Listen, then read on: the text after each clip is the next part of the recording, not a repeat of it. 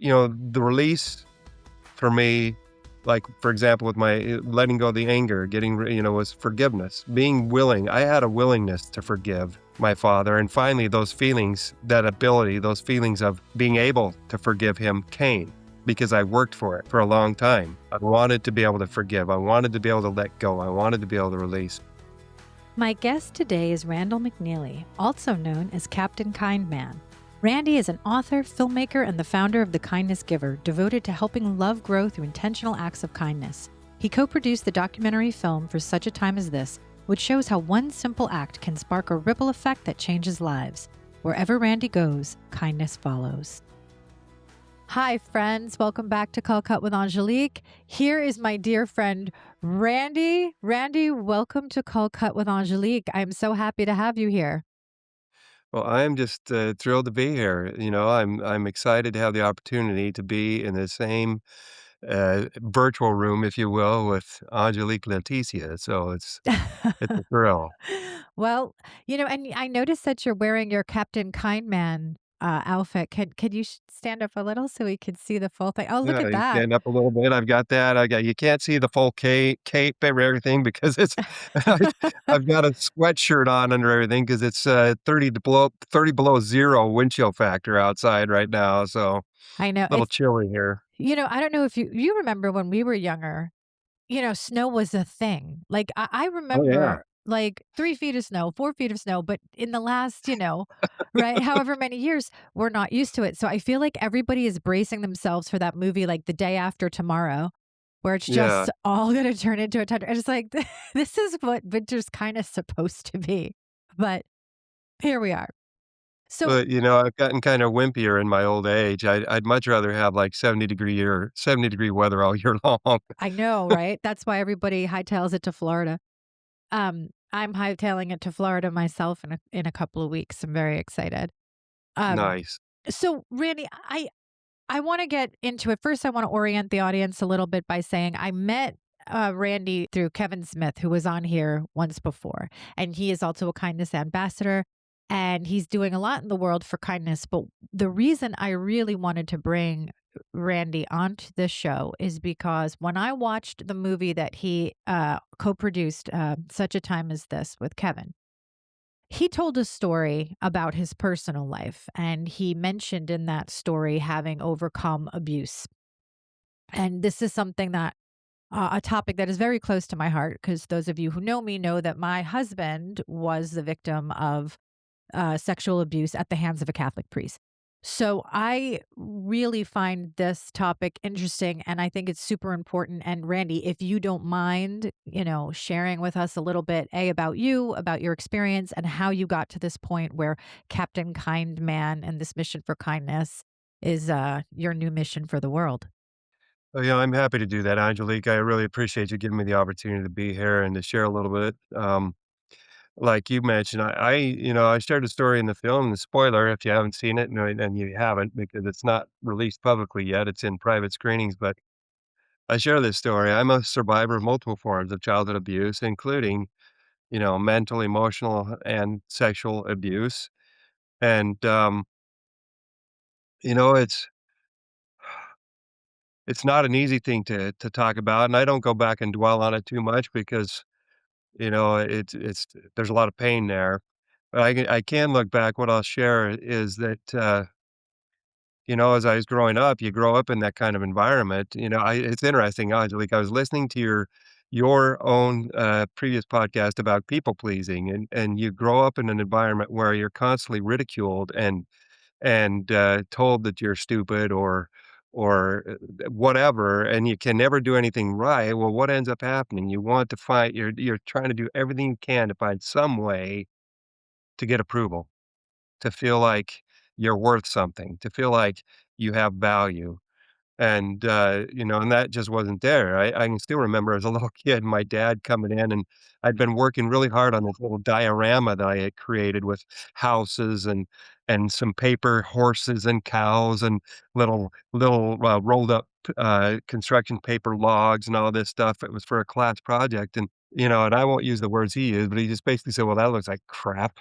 I'm a 6-year-old or 6-year-old kid. I just worked for several hours on this, and I was feeling pretty good about it, and that just crushed me. And I think about that, and I remember when he left the room, just taking and wadding it up and throw it in the garbage. It was a school project, and I never turned it in. Oh, And no. I remember the feeling of just anger and frustration, and that was a lot to deal with, and then on top of that, to have to deal with the sexual abuse and to live in fear in your own home, knowing, worrying every night, what's gonna happen at night? Is it happen at night? And anyway, without getting into any more detail on that, when I was about, 12 or 13, my father finally got caught. Oh, Yeah. And interesting thing, Angelique, I've wanted it for a long time. I was somebody, somehow, some way, something, I don't, I love my mom to death. I bless her heart. She was one of my heroes, but she didn't know how to deal with the situation. We went to church on Sunday. It was like a Dr. Jekyll and Mr. Hyde type yeah. situation. Church on Sunday, we're taught to love each other. We pray together. I'm Christian. We believe in Christ and his teachings. Love your neighbor as yourself, et cetera, et cetera, et cetera. And yet, it's like as soon as we got home, it was a whole different world. Not with my mom, with my dad. You know, and and I can't say. I have to say right now, I am grateful forever to my father for teaching me how to work hard. And believe it or not, despite that situation, whenever anybody asked him to come and help with something, he was always there. He always went and helped. And so that was one thing I learned from him and from my mom. My mom always helping or giving service to other people. But I wanted him to get caught at 13, I was like, yeah, I was either 13 or 14, I don't remember, but I remember, cheering inside that finally something's gonna happen.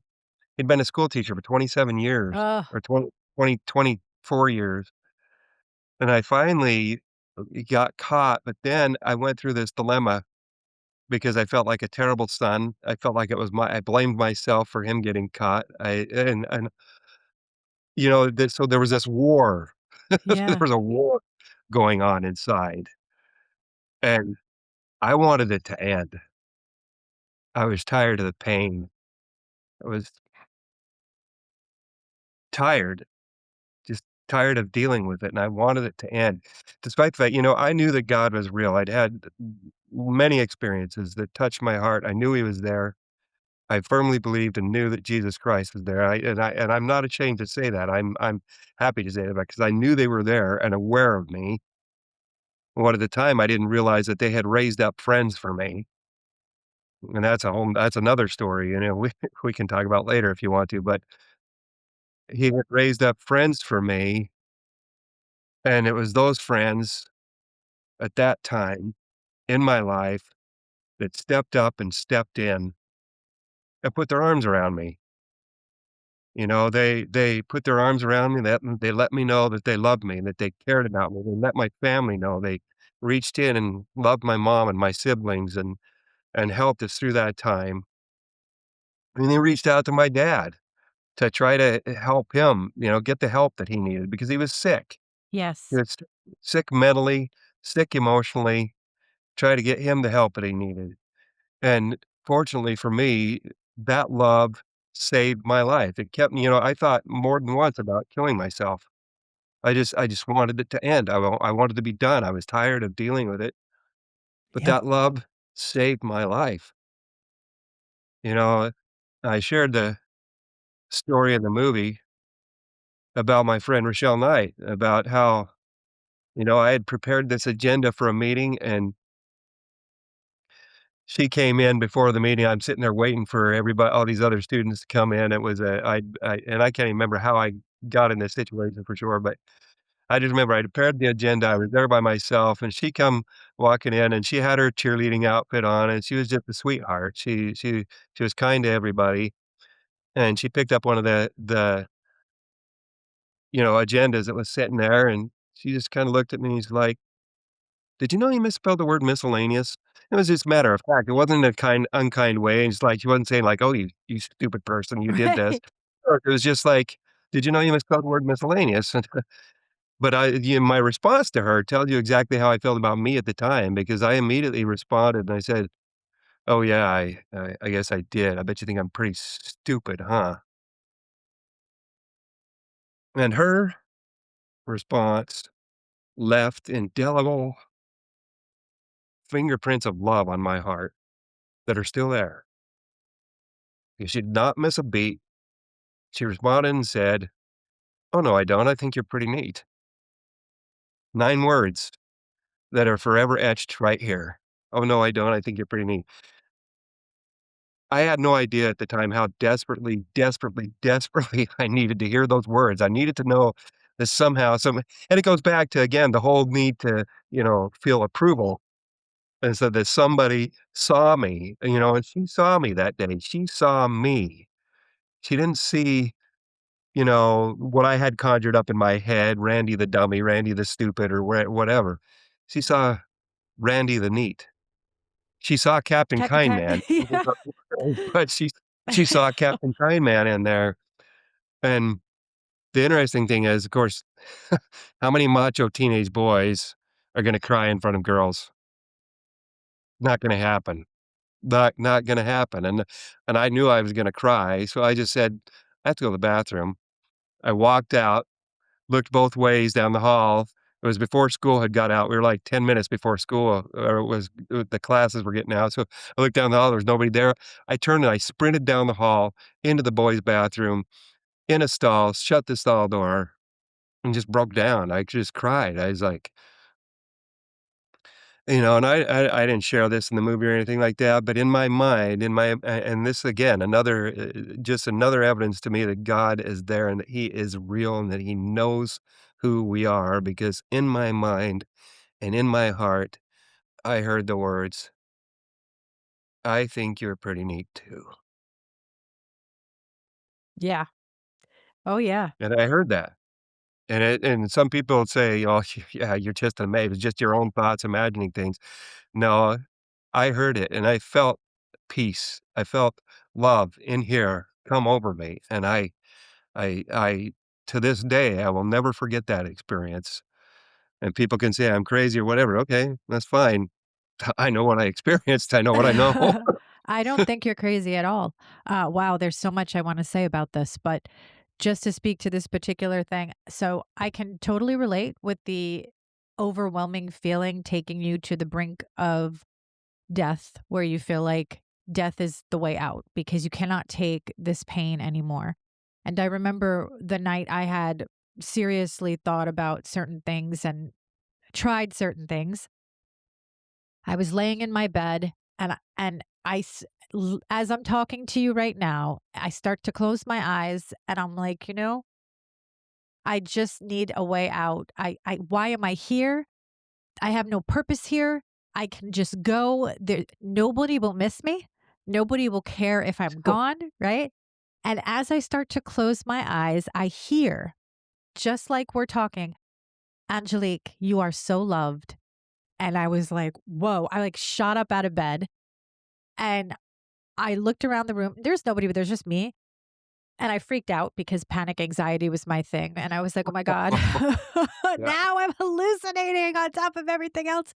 But no, many, many people that have these kinds of experiences have shared with me that some, call it divine, call it otherworldly, call it guides, whatever it is, have somehow spoken to them through their inner monologue or through some audible sort of, frequency, reassuring them that they were not alone, they were loved, they were there with them.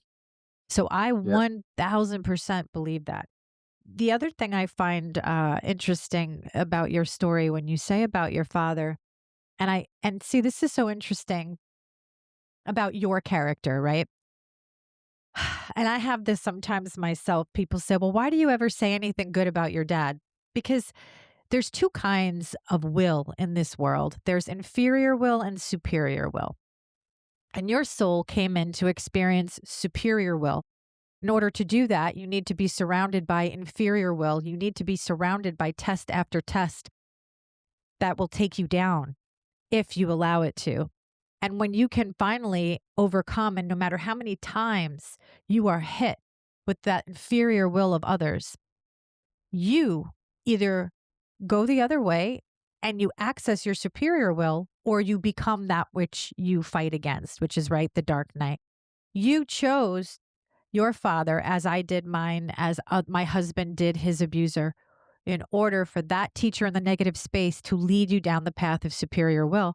And you have taken and alchemized all of that pain and all of that energy and experience into what you're doing today to bring kindness to the world, to bring love to the world. So, in a strange way, even though your father was your abuser and your tormentor in this life, he's also the catalyst for your evolution. And it's just a strange way that the polarity paradox works through us. I believe that. And I firmly believe that, again, going back back to my religious beliefs, I believe God that allows things to happen in our lives to help us to grow, to stretch, to become better. If you had told me as a teenager that all this stuff was for my good and that I was gonna get someday be on stage and doing all these things, I would said, "You're absolutely out of your mind," you know? But I look back, and for the longest time, I was angry. I hated my dad. I really hated my dad. I couldn't see any good. I couldn't see I mean, I wanted him to come to harm. I wanted something to happen. And this was even after the experience that I just told you about, and for a long time.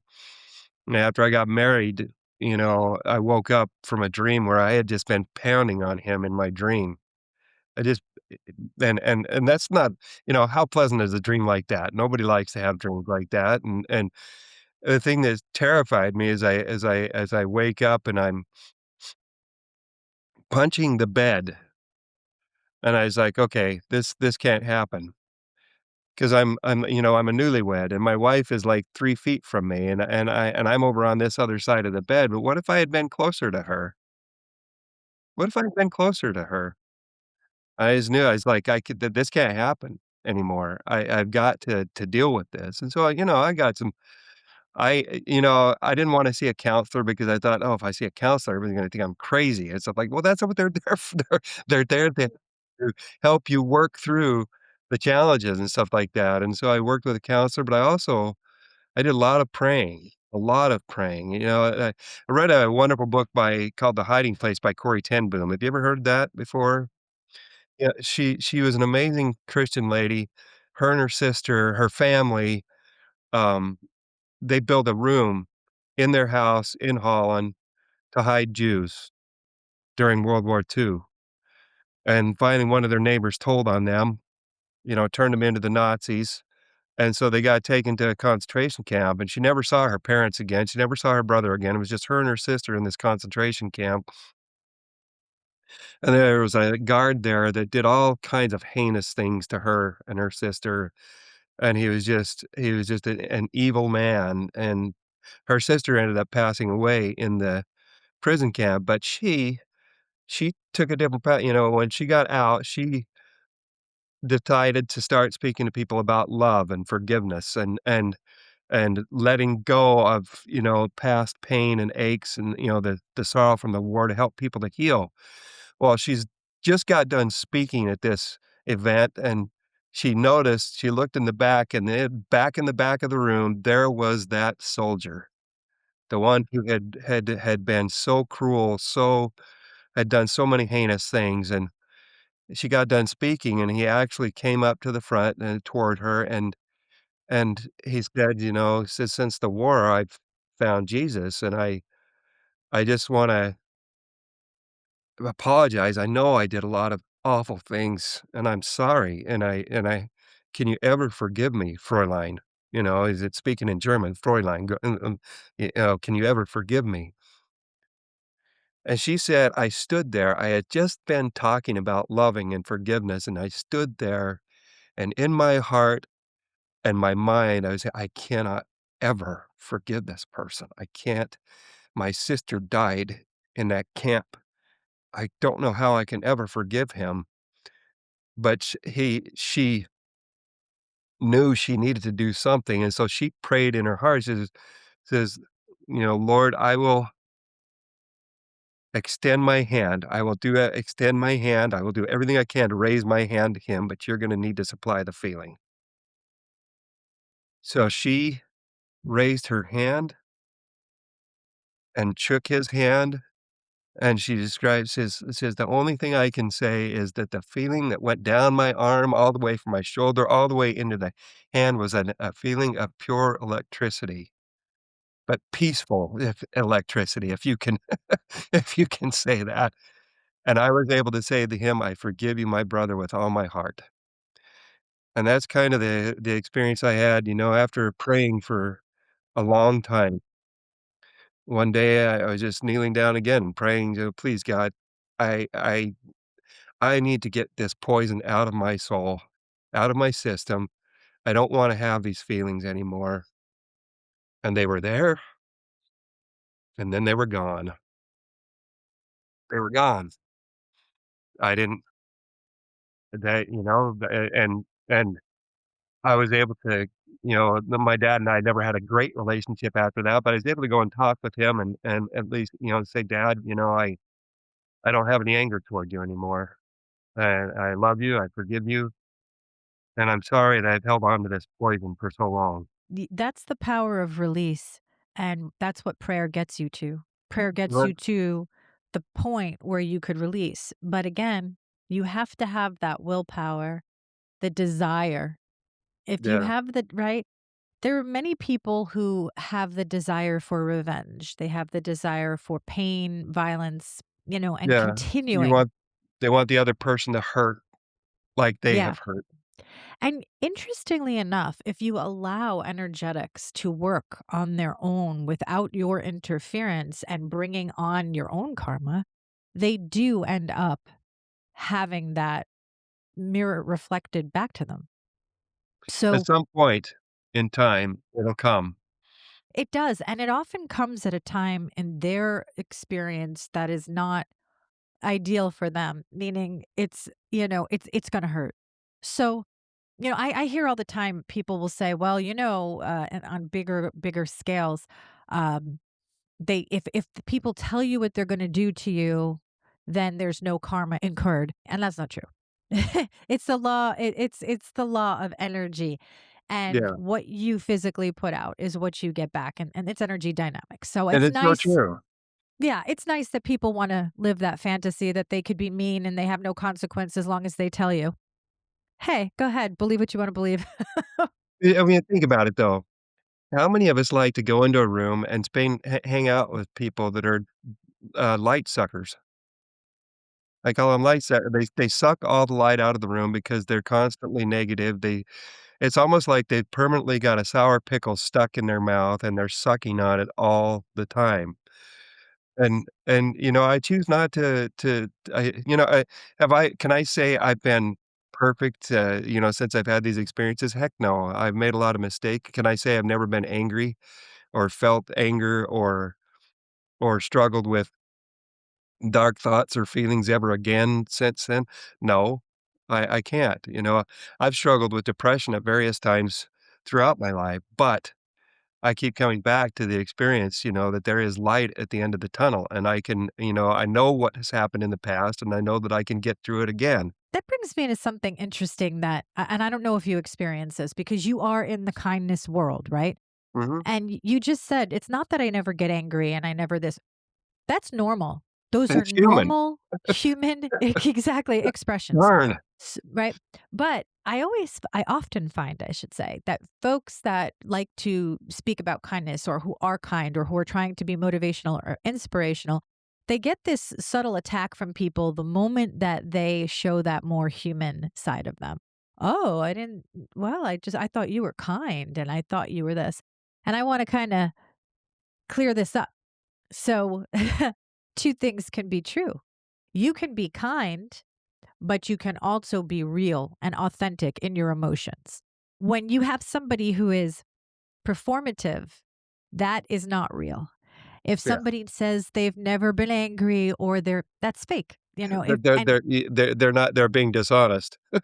So well, and that's it. And so when you live in the space of saying it's not that I never had the dark thoughts or I never had anger, but I continue to work through it, that is again the superior will showing itself every time the inferior energy tries to pull you down, because that's the ultimate battle with the devil and the angel, right? yeah. Is one is inferior will, one is superior will, and which are you going to align with? And we're unfortunately in a global consciousness of inferior will. But many people are not kind, or they are mean and they're acting out in their lower vibrational tendencies. So for you to see that, yes, I'm still going to have bad days and sometimes I have to face my shadow, but I keep coming back to love. It's a very strong character that you have.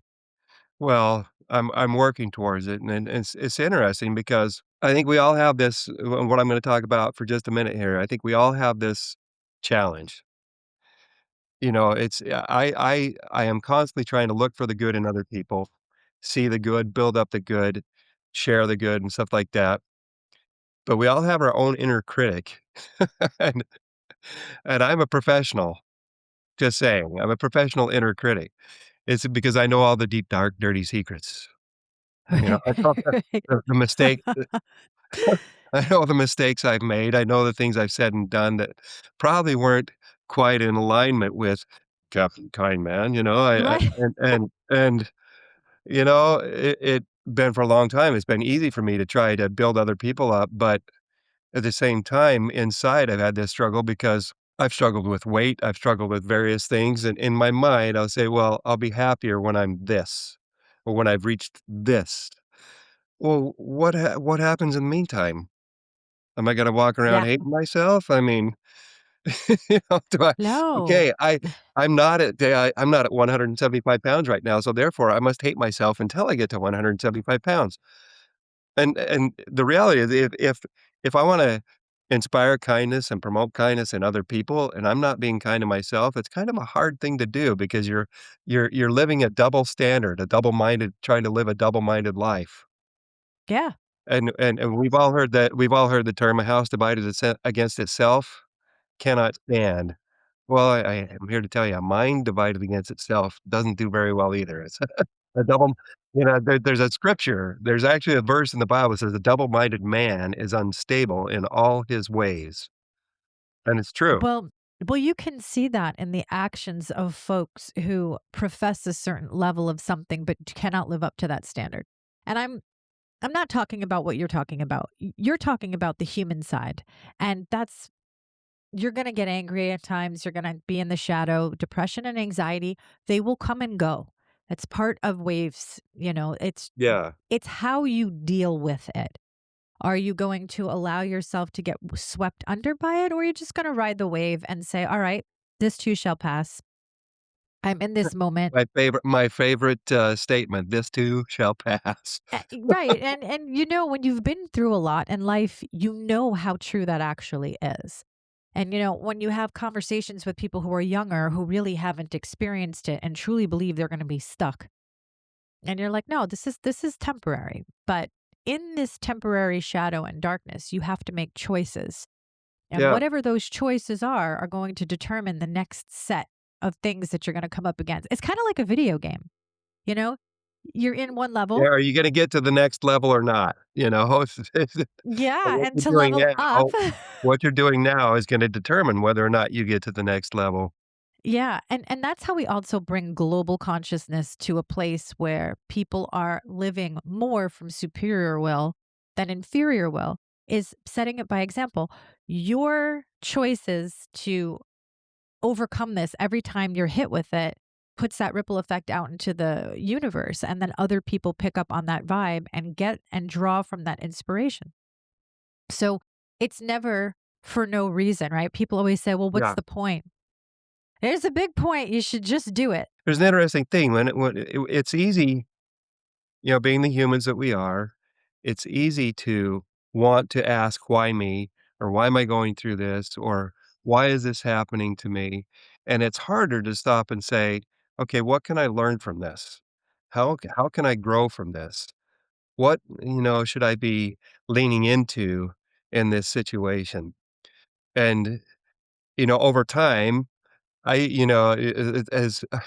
Elia Gorgoris, we interviewed you and, at once upon a time on our podcast, and Elia likes to talk about navigating, being a navigator or a victim. You can choose, what your attitude is gonna be and what you're gonna do, and it's easy to get in victim mode. We've all been there, but we can also make a decision, okay, and I was gonna say this earlier, part of being human, we all feel those feelings of anger. We all have those experiences, and I like what you said, it's what you choose to do with them.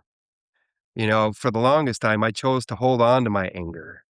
I chose to hold on to it like it was a prized possession, like it was something that, like I couldn't live without it because it fed the fuel of revenge, really, and, for a long time. And what I didn't realize that it was just poisoning me. And so when I chose to stop. I chose to work to do what I had to do to be able to get rid of that poison. And when we now, over time, yes, I still get angry sometimes. I mean, it's hard to be in a world and be human and not have those feelings, but it's okay. And it's okay to feel them. It's okay to feel anger. It's okay to feel sadness. It's okay to feel sorrow. I don't walk around happy go lucky Captain Kind Man every second of the day. Right.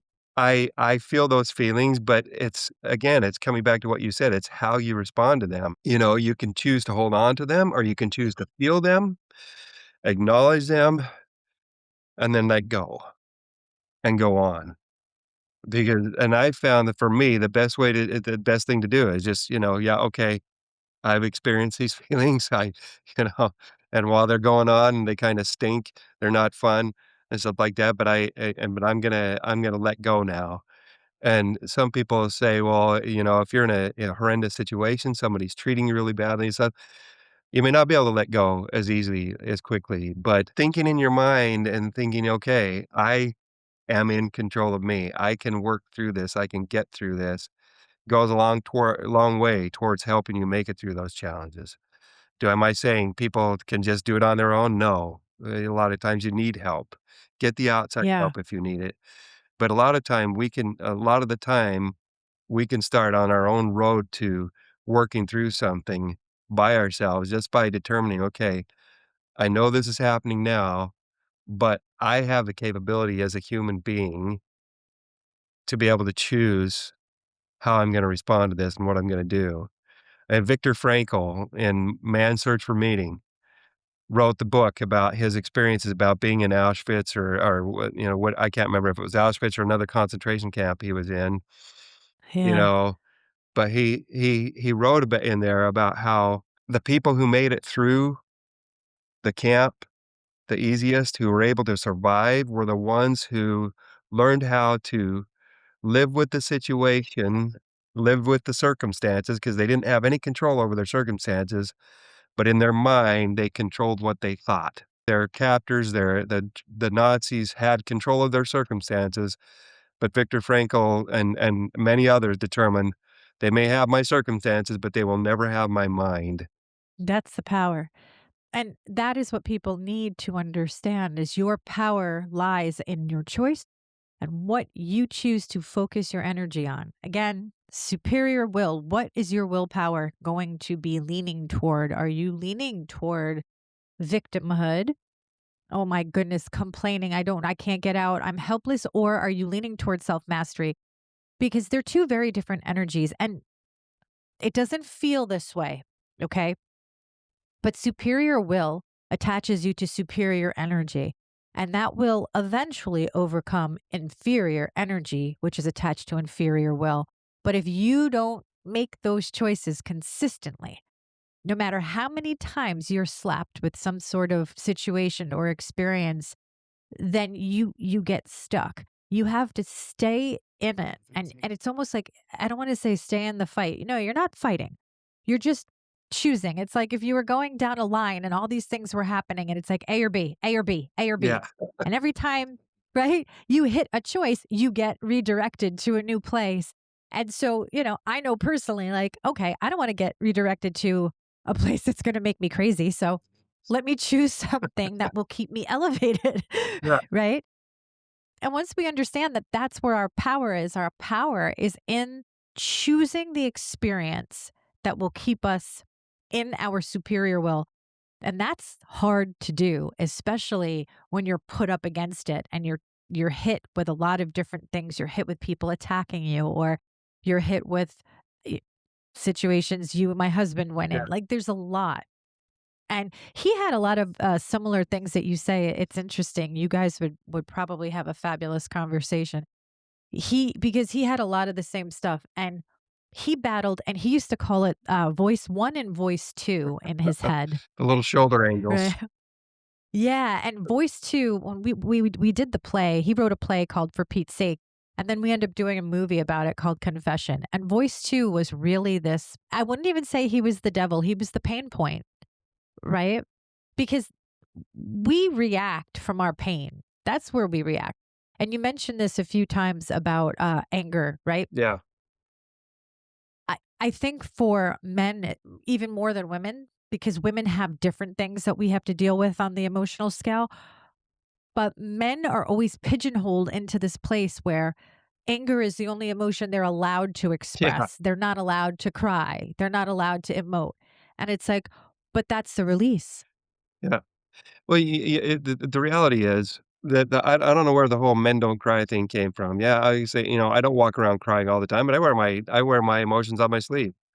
I cry I got you could tell with some of the things I was talking about earlier, the emotions are very close to the surface. The release for me, like, for example, with my letting go of the anger, was forgiveness, being willing. I had a willingness to forgive my father, and finally, those feelings of being able to forgive him came because I worked for it for a long time.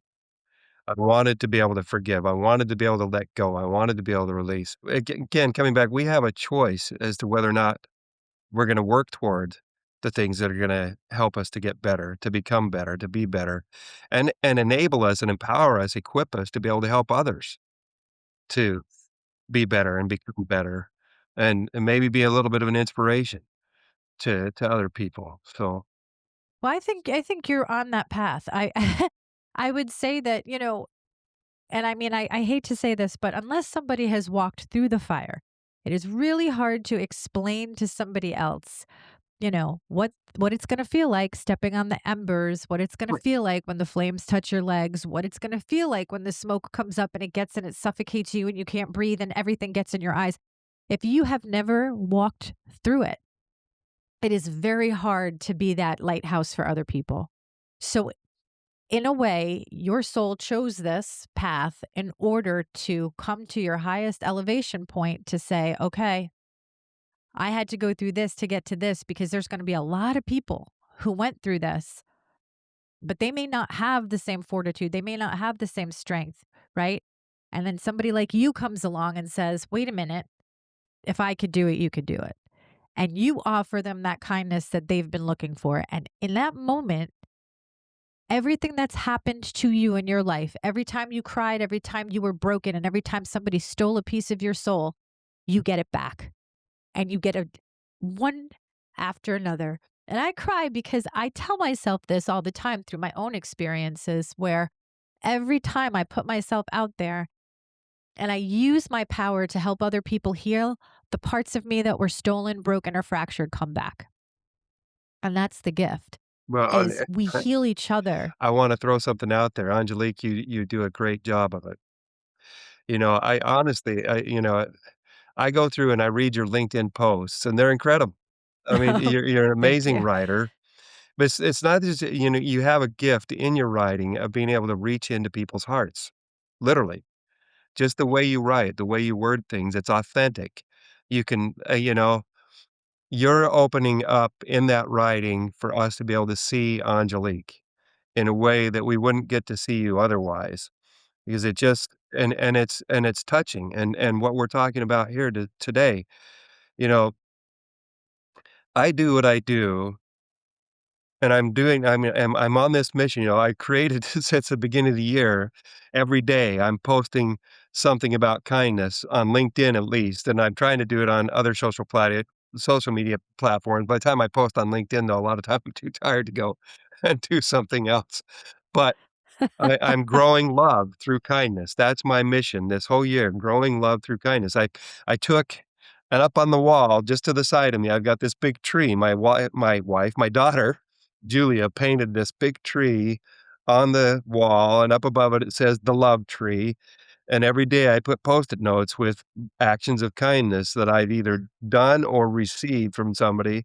By the end of the year, this wall is gonna be plastered with Post-it notes, and Yeah. the whole point behind it is the whole reason I give kindness, my definition of kindness is love in action. And it embraces every behavior by which we show value and appreciation for ourselves and for others. And everything I'm doing is so that I can help to grow love in the world. Because if there's anything that we need right now, more of right now, it's love.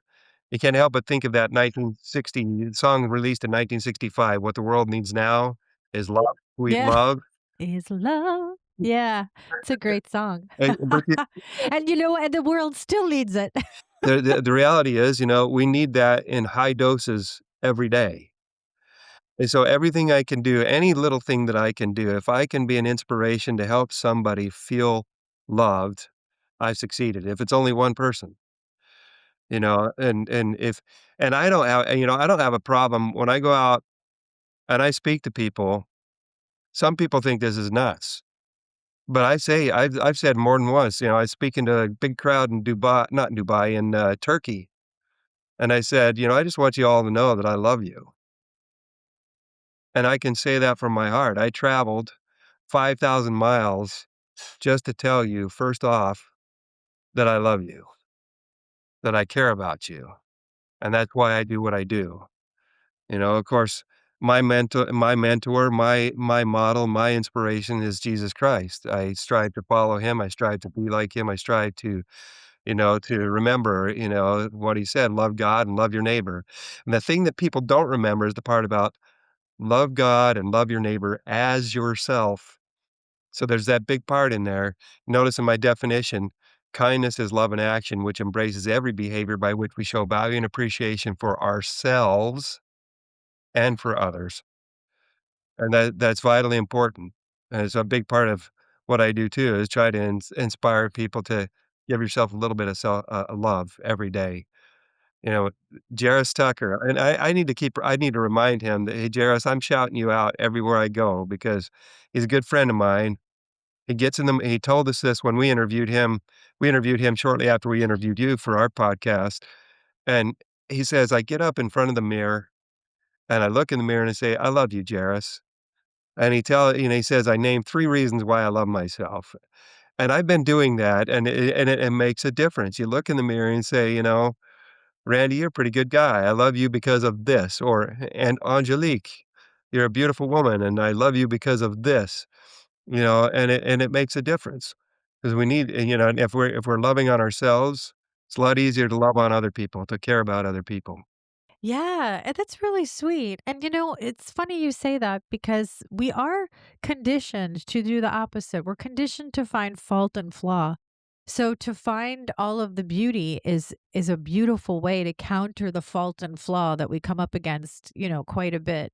And that's a great tool for people to use to find three things. So Jairus, thank you for that through Randy. Um, so Randy, you mentioned a few times, the work that you're doing. So why don't you tell us a little bit about the work you're doing so people can know what, beautiful goodness and kindness you are putting out into the world? Okay, well, first of all, I am blessed to be the co-founder of a wonderful organization called the Kindness Factor International. We're a film company, kinda like yours, but we've just had the opportunity to finish filming. You briefly mentioned it earlier. We finished filming a film called For Such a Time as This. We did that for our good friend Kevin Smith and Kindness Worldwide, and, we are a company that looks for and shares inspirational, movies, inspirational topics. We'll do feature films, we'll do documentaries, whatever, but the whole purpose behind all of it is to raise a voice for kindness in the entertainment industry, to be able to inspire and lift and build kindness through film and through video. That's one thing I'm doing, and then I just said, I'm also I've got this campaign going, and one of the things I do, which very call me crazy, is I go out to the local grocery stores. I go to Walmart, I go to Hy-Vee, I go whatever, and I hand out kindness hero thank you cards. I've got my little stack of them right here, kindness hero thank you card. I'll walk up to people, and I'm not afraid to talk to anybody. I'm not. My wife says I'm nuts, but no, no, she doesn't. But kids think I'm nuts. But I'm not afraid to talk to anybody. And, it takes a lot of, courage to go into a store. I have my Captain Kind Man shirt on, I have my cape, and people are looking at me like, Who is this "Who's this guy? who's this basket case that's wearing?" They don't know whether they wanna commend you or commit you. I know I know the look, I know But, the look. the reality is, some people think I'm weird, but I wear that with a badge of honor because when I go in, people look at me and say, "Hey, man, I love the cape." I can't tell you how many time people said that. Well, I said, "Well, that's great. What's your name?" And they'll tell me a name. "Well, I'm Randy McNeely. I'm Captain Kind Man, and I'm out here giving away a little bit of kindness today. Angelique, tell me something. What's amazing or what's awesome about Angelique?" And, I could say that. So, okay, so I'm gonna say that. "Angelique, what's awesome about you?" Oh, okay. Put you on the spot. You know what? I'll no, it's okay. I don't take life too seriously. That's what I think is kinda cool about me. Like, yeah, Well, so yeah. so My s I would ask that question. If we Yeah. met in the store, I'd say, "Angelique, what's awesome about you?" And you'd say, "Okay, well, I'm funny." And I say, "Okay." Well, think about that. That's a kindness to the world. Being cheerful, being playful, smiling, being able to have a little bit of fun is a kindness to the world. So I'm gonna give you this kindness hero thank you card. I'm gonna write your name on here, and you're being recognized for being fun, for being cheerful, for being, happy and funny and making life a little bit brighter for the people around you. You're helping with kindness. So, and then Yeah. and then I sign my name, Randy McNeely, Captain Kind Man, and then I ask them to do what I call the triple ripple. Help me do the triple ripple. And so, okay, I've just given you your card. Here's your card. It's got their name on it. And then say, okay, so then I'm asking you to take two more cards. Take two more cards. You go find one more person, somebody that you recognize, the same thing, somebody you're recognized for them being kind, your kindness hero, and give them a thank you card, and then invite them to take one card and give it to one other person. So, Yeah. triple waves of kindness. And I'm doing that as a means of calling, again, growing love, inviting people to give attention, and I'm, gonna be c c I haven't been doing this, but a friend of mine said, "You should be doing this." I'm gonna collect their email and their, name and email so that I can add it to a list, they can follow on what I'm doing as far as I'm posting and growing kindness. But then, so that's one other thing, that's a simple thing I'm doing, but I'm also Kevin Smith and I have been working on in the background, working on a project called the Kindness Caravan, and I'm not gonna go into a lot of details, but we wanna bring kindness to communities all over the country. We're gonna bring kindness to you. We're gonna help you grow love in your own community and be there to, capture the love as it's happening and work with local community leaders to help them build, some love for a day in their community, but also leave behind with us something that's gonna enable them to grow love throughout the year. And so, getting ready, if you know anybody, Thor Industries Thor Industries, I'm talking to you. You're the biggest RV company in the United States. If you want to put kindness all over the place and have your name associated with it, we would love to talk with you. I would love to talk with you. Yeah. Rick Schutt, I think it's I now Rick, I'm sorry if I'm, smashing your last name.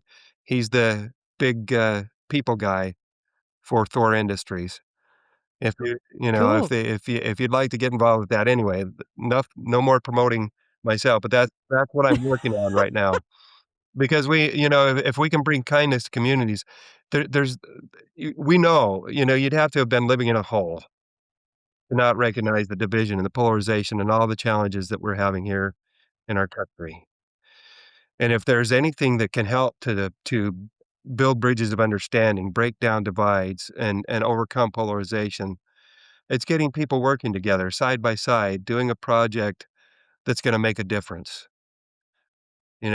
Nobody shows up at those kind of projects and starts putting labels all over people.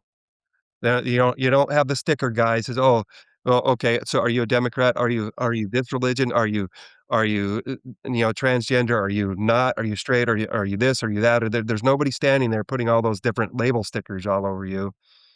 They're just inviting anybody to come and help. We don't care about those things. What we care about is getting together, having a good enjoyable time, serving, and then, talking about it a little bit. How can we continue to keep this feeling of goodness and caring and kindness going? What are some things we can do to build bridges of understanding, et cetera, et cetera? So, Well, this is a beautiful way to make your mark on the world. Truly. It's a beautiful way to turn pain into power and to help other people turn pain into power and to elevate the global consciousness, which is really what we need to do right now. Evolution over revolution, or a revolution of evolution, but we need to raise the vibration yeah, and get away from, the old paradigm and move into the new paradigm of love, peace, and understanding. And understanding is really a part of that as well. And you can do that through kindness. they can So, have a shift. yes. Yeah. And There's there a there's a what I call the courageous kindness shift, and I won't go into whole details, but you can shift the way you see people, the way you think, and the way you feel, the way you listen. And when we start seeing people as human beings as who deserve to be valued and appreciated, and seeing them and thinking them and feeling that way about them and listening with the intent to understand, what happens? Instead of coming with closed fists, ready to duke it out, we come with open hands, ready to help. And I'm working on a whole framework with 5 pillars related to that to help people start, considering and inviting people to put that shift into practice so that we can grow well. Well, listen, Randy, I could talk to you for hours about all of this stuff, but we're coming to the end. So I would love for you to share with the audience as to where they can connect with you. The best place to find me is on LinkedIn. You can go to my, website, captainkindman.com. It's a work in progress. So, don't, be too hypercritical of it when you see it. It's it's a good website, but you can learn more about me and what I'm currently doing on LinkedIn, and, that's the best place, or Facebook, and those are the places that I focus on. Well, Randy, thank you so much for coming on to Call Cut with Angelique and for sharing your story with me and for really opening your heart to the audience and letting us see that side of you. I know there are a lot of people out there who have been through similar circumstances who will really and truly appreciate your courage in coming and sharing that with us today. So, truly, from the bottom of my heart, thank you. You're welcome, and thank you, Angelique. You always say, "Keep shining," and you truly do. You shine. Thank you for doing this, for giving me the opportunity to be here and to have a great conversation and just to we're not in the same room, but I can still feel your great vibe, and thank you for being the wonderful person you are and for all you do to help shine a light on kindness and caring and love in the world. Thank you. Right back at you, my friend. We rise and we shine together. Thank you so much for joining me on Call Cut with Angelique. New episodes drop every Friday. If you like this content, please subscribe, like, share with your friends. And remember, folks, no matter what life gives you, you must always keep shining.